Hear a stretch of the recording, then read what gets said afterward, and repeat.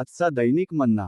परमेश्वराची स्तुती हो. नवा दिवस नवे आशामध्ये तुम्हा सर्वांचं स्वागत आहे. घेऊन वाचूया नीतिसूत्रे 17वा अध्याय 9वा वचन. जो कोणी एखाद्याच्या अपराधाकडे दुर्लक्ष करतो तो प्रेम शोधतो, पण जो कोणी गत गोष्टी घोकत बसतो तो जवळच्या मित्रास अंतरतो.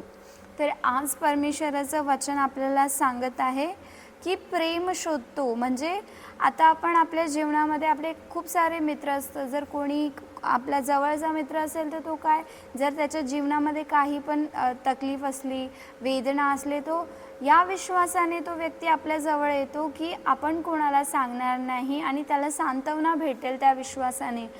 पण जेव्हा तो व्यक्ती त्याच्या जीवनातल्या त्याने काही पण चुक्या केल्या आहे, तो आपल्याला सांगतोय, तर आपण कुठं पण जाऊन 10 लोकांना त्या गोष्टी सांगायच्या नाही. तसं परमेश्वराचं वचन सांगतो. जर कोणी चुकी केली आहे तर त्या चुकीला परमेश्वर क्षमा करायला आपल्याला शिकवतं, ना की दुसऱ्यांना 10 लोकांना पुन्हा पुन्हा तीच गोष्ट सांगणे की बघ याने हे चुकी केली, याने हे चुकी केली. असं न करता परमेश्वर आपल्याला सांगतो की जो अपराधाला क्षमा करतो ते प्रेमला दाखवतो.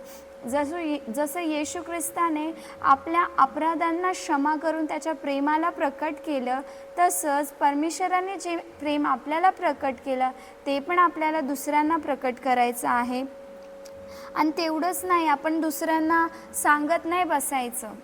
जर कोणी आपल्याला विश्वास करून काही गोष्टी सांगतोय तर आपण त्या गोष्टी 4 लोकांमध्ये जाऊन गप्पा गोष्टी न करता त्या गोष्टीचा मान ठेवायला पाहिजे.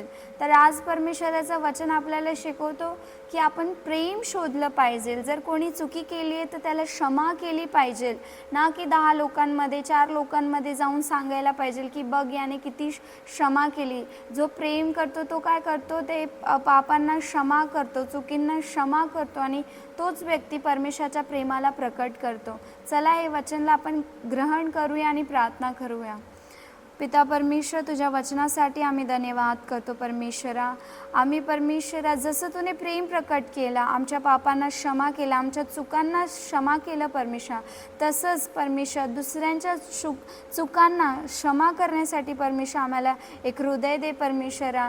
आणि परमेश्वरा तेवढंच नाही परमेश्वर, जर कोणी चुकी केली तर दुसऱ्यांना न सांगता परमेश्वरा त्या ज्या व्यक्तीने चुकी केली त्याला सांत्वना देऊन त्याला समजवायचं हृदय दे परमेश्वरा की ते नाही तसं नाही करायला परमेश्वर.